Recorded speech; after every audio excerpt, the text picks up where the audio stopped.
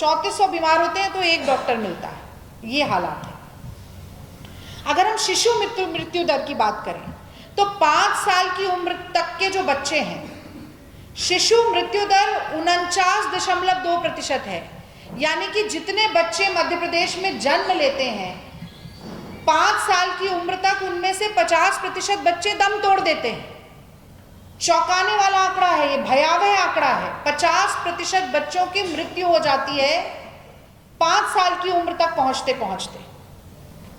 और थोड़ा सा मैं ग्रामीण अंचल की बात से शुरू करूंगी, फिर भोपाल पर भी आऊंगी, क्योंकि ग्रामीण स्वास्थ्य सेवाओं का जो ढांचा है वो 71% आबादी की जरूरत पूरा करने के हिसाब से बनाया जाना चाहिए था, और 18 साल में तो बना ही लेना जाना चाहिए था।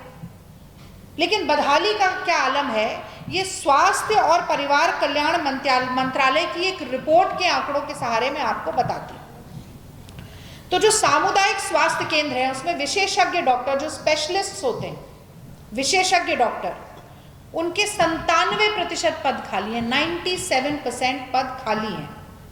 1180 पदों की आवश्यकता है, 945 पर स्वीकृति मिली है, और भर्ती जानते हैं कितनों की हुई है? 1180 की आवश्यकता है, 43 की भर्ती हुई है, 43।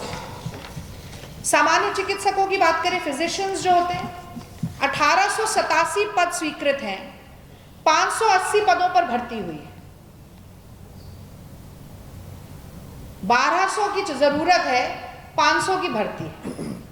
सर्जन के 295 पद स्वीकृत हैं, जिनमें से 6 पदों पर काम हो रहा है, 97% पद खाली। प्रसूति एवं महिला रोग विशेषज्ञ के भी 295 पद स्वीकृत हैं, उनमें से 22 की भर्ती हुई है, 92% खाली। फिजिशियंस के 295 पदों में से 5 भरे हैं, यानी कि 98% पद खाली। बाल रोग विशेषज्ञों के 295 पदों में से 10 पर भर्ती हुई है, 96% पद खाली। मध्य प्रदेश में 16 जिले ऐसे हैं जहां पर वेंटिलेटर उपलब्ध नहीं है, 10 जिले ऐसे हैं जहां पर आईसीयू बेड उपलब्ध नहीं है। तो ये सूरत हाल है। बीमारू नहीं बोलूंगी, अब हम जरा शहरी आंचल की तरफ भी देख लेते हैं और राजधानी की ही बात करते हैं, क्योंकि अगर राजधानी में स्वास्थ्य सेवाएं उपलब्ध नहीं है तो पूरे प्रदेश में क्या होगा ये सोचा जा सकता है। तो अभी कल ही की खबर थी कि जनवरी तक डेंगू के 20 केस थे, अब करीब करीब 700 केस हो गए। डेंगू का प्रकोप हर साल आता है, ये कोई ऐसी चीज नहीं है कि अचानक से हो जाएगी, आपको पता नहीं था, प्रबंधन या तैयारी नहीं हो सकती थी। हर साल यही कुप्रबंधन होता है, हर साल यही महामारी आती है, और हर साल जनता को इसी तरह से त्रस्त होना पड़ता है, कोई तैयारी नहीं होती, और शिवराज शासन हाथ पे हाथ धरकर बैठा रहता है। एक और चौंकाने वाला आंकड़ा आपको बताती हूं, राजधानी के 80% अस्पतालों में आग से निपटने का प्रबंधन नहीं है। आग लग जाए तो पूरी बिल्डिंग ही जल जाएगी, पता ही नहीं चलेगा, वहां कोई पहुंच नहीं पाएगा, कोई वहां पर होश नहीं है, कोई पानी नहीं है, कोई सुविधा नहीं है कि आग को बुझाया जा सके। और यहीं के गांधी मेडिकल कॉलेज में जनवरी में एक 27 साल की डॉक्टर ने, और जुलाई में एक 14 हफ्ते की गर्भवती डॉक्टर ने आत्महत्या की। और उन्होंने ये कहा कि चिकित्सकों के लिए, डॉक्टर्स के लिए काम करने का माहौल बहुत खराब है, ऐसी व्यवस्था में काम नहीं किया जा सकता, इतना टॉक्सिक वर्क कल्चर है। कि हमारे वचन पत्र के सबसे प्रमुख बिंदु जो हैं उनको सिलसिलेवार तरीके से हम उठाने का काम करेंगे, और किस तरह से मुख्य मसलों और मुद्दों पर शिवराज सिंह की सरकार पूरी तरह से विफल रही है, नाकाम रही है, इस पर भी प्रकाश डालने का काम करेंगे। तो आज इसी सिलसिले में मैं स्वास्थ्य पर बात करना चाहती हूँ। तो देखिए, बात की शुरुआत ये कहकर करूंगी कि ऐसा कोई सगा नहीं जिसे शिवराज सिंह ने ठगा नहीं, ऐसा कोई सगा नहीं जिसे शिवराज सिंह ने ठगा नहीं, बीमार व्यक्ति इस राज्य में किसी हाल में बचा नहीं। तो चिकित्सा मिलना हुआ दुश्वार, पूरे प्रदेश को बनाया बीमार। चिकित्सा मिलना हुआ दुश्वार, पूरे प्रदेश को बनाया बीमार। और आज बीमार से ही शुरू करती हूँ। देखिए, बात ऐसी है कि मध्य प्रदेश की जब भी बात होती है, बीमारू बीमारू बीमारू, दुख होता है ये सुनकर।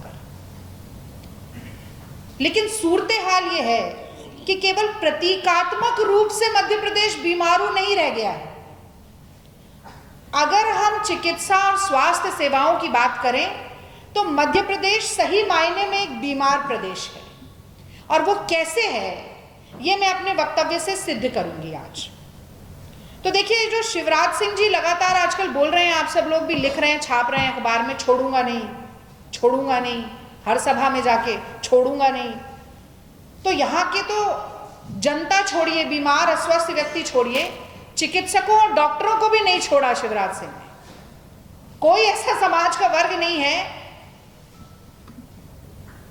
जिनके लिए कुछ उपकार का काम किया हो। तो जब ये छोड़ूंगा नहीं बोलते हैं, तो ये जनता को ना छोड़ने की बात करते हैं, जनता को त्रस्त करने की बात करते हैं। और यही कारण है कि इसी साल मई की बात है, 13,000 डॉक्टर्स ने, 13,000 चिकित्सकों ने शिवराज शासन में कुप्रबंधन के खिलाफ यहां पर धरना दिया था, स्ट्राइक की थी। नीति आयोग की एक रिपोर्ट आई जो देश के हेल्थ इंडेक्स की बात करती है। तो अगर हम हेल्थ इंडेक्स की तरफ देखें, स्वास्थ्य सेवाओं की तरफ या स्वास्थ्य के ढांचे की तरफ देखें, पूरे देश के हर प्रदेश के ढांचे में, तो मध्य प्रदेश 19 प्रदेशों में से 17वें पायदान में है, यानी कि नीचे से तीसरे नंबर पर है हेल्थ इंडेक्स में। WHO का कहना है कि प्रति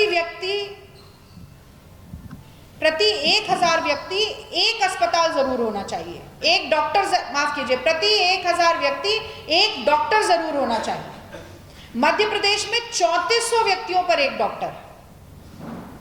WHO का ये जो मानक है, ये बड़ा लिबरल मानक है कि एक अच्छी है ना, फिर खर्चा कर रही तू। हर महीने पैसा भेजती तो है भाजपा, अब इस दिवाली नई चप्पल पहनो। अरे वो पहले के लुटेरों के राज में उनकी माँ बहनों की जेबें भरती थी, और अब ये सरकार हम गरीब बहनों की भरती है। तो साफ साफ कहो ना अम्मा, फिर इस बार भाजपा सरकार। फिर इस बार भाजपा सरकार। Rabindranath Tagore University Bhopal, only private university in MP to be NIRF ranked for 5 consecutive years. जहां है 600 से ज्यादा company tie-ups for placements, Atal Incubation Center for nurturing startups, Industry Academia collaboration for exposure of real industry world, 20 centers of excellence for research, साथ ही global festival विश्व रंग में शामिल होने का अवसर देता है। Rabindranath Tagore University, unlocking potential.